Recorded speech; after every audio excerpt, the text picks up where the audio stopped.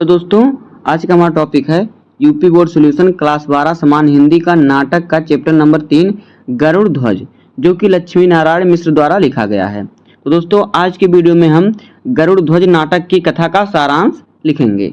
देखिए, गरुड़ ध्वज नाटक की कथा का सारांश। तो आइए देखते हैं इसका सारांश किस प्रकार से है। श्री लक्ष्मी नारायण मिश्र कृत गरुड़ ध्वज मतलब इनकी कृति है। नाटक की कथा ऐतिहासिक है। कथा में प्रथम सती ईसा पूर्व के भारतवर्ष की सांस्कृतिक, धार्मिक, राजनीतिक तथा सामाजिक झांकी प्रस्तुत की गई है। कहानी में शुभ वंश के अंतिम सेनापति विक्रमादित्य, मालवा के जननायक विषमशील के त्याग और शौर्य की गाथा वर्णित है। विषमशील ही विक्रमादित्य के नाम से प्रसिद्ध हुए। आगे देखिए प्रथम अंक। देखिए प्रथम अंक में क्या है।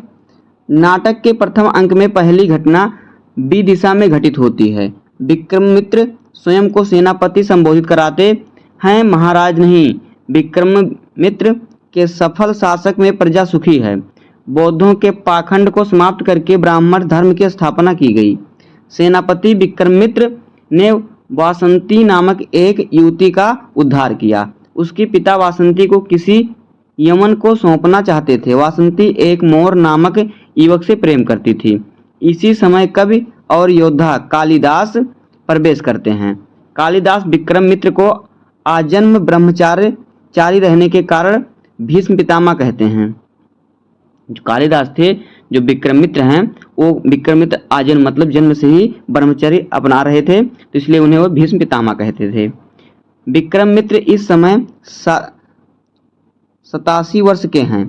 इसी समय साकेत के एक यवन श्रेष्ठी की कन्या कौमुदी का सेनापति देवभूत द्वारा अपहरण करने की सूचना विक्रमित्र को मिलती है।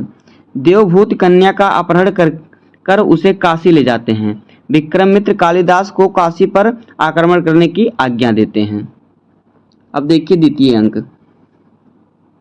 नाटक के दूसरे अंक में दो घटनाएं प्रस्तुत की गई हैं। प्रथम में तक्षशिला के राजा अंतिलिक का मंत्री हलोदर विक्रमित्र से अपने राज्य के दूत के रूप में मिलता है। हलोदर भारतीय संस्कृति में आस्था रखता है तथा सीमा विवाद को वार्ता के द्वारा सुलझाना चाहता है। वार्ता सफल रहती है तथा हलोदर विक्रमित्र को अपने राजा की ओर से रत्न जड़ित स्वर्ण गरुड़ ध्वज भेंट स्वरूप देता है। विक्रमित्र के आदेशानुसार कालिदास काशी पर आक्रमण करते हैं तथा अपने ज्ञात और विद्वता से काशी के दरबार में बौद्ध आचार्यों को प्रभावित कर देते हैं। वह कौमुदी का अपहरण करने वाले देवभूत तथा काशी नरेश को बंदी बनाकर विदिशा ले जाते हैं। नाटक के इसी भाग में वासंती काशी विजयी कालिदास का स्वागत उनके गले में पुष्पमाला डालकर करती है। अब देखिए तृतीय अंक। नाटक के तृतीय तथा अंतिम अंक की कथा अवंती में प्रस्तुत की गई है। विषमशील के नेतृत्व में अनेक वीरों ने मालवा को संकों से मुक्त कराया। विषमशील के शौर्य के कारण अनेक राजा उसके समर्थक हो जाते हैं। अवंती में महाकाल का एक मंदिर है। इस पर गरुड़ ध्वज फहराता रहता है। मंदिर का पुजारी मलयवती और वासंती को बताता है कि युद्ध की सभी योजनाएं इसी मंदिर में बनती हैं।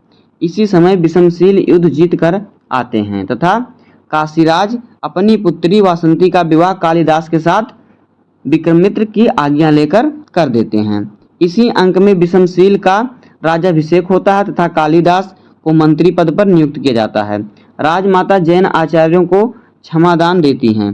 कालिदास की मंत्रणा से विषमशील का नाम उसके पिता महेंद्रदित्य के तथा विक्रमित्र के आधार पर विक्रमादित्य रखा जाता है। उनके पिता का नाम महेंद्रादित्य था और इनका विक्रमित्र था, इसलिए इनके आधार पर इनका नाम क्या रखा गया, विक्रमादित्य रखा गया। विक्रमित्र सन्यासी बन जाते हैं तथा कालिदास अपने राजा विक्रमादित्य के नाम पर उसी दिन से विक्रम संवत का परिवर्तन करते हैं। नाटक की कथा यहीं समाप्त हो जाती है। तो इस प्रकार से हो जाएगा गरुड़ ध्वज का सारांश। उम्मीद है कि आपको वीडियो पसंद आया होगा। अगर आपको वीडियो पसंद आया हो तो वीडियो को लाइक कर दीजिएगा और चैनल पर नए हैं तो सब्सक्राइब कर दीजिए। मिलते हैं किसी नेक्स्ट वीडियो में, तब तक के लिए धन्यवाद। जय हिंद।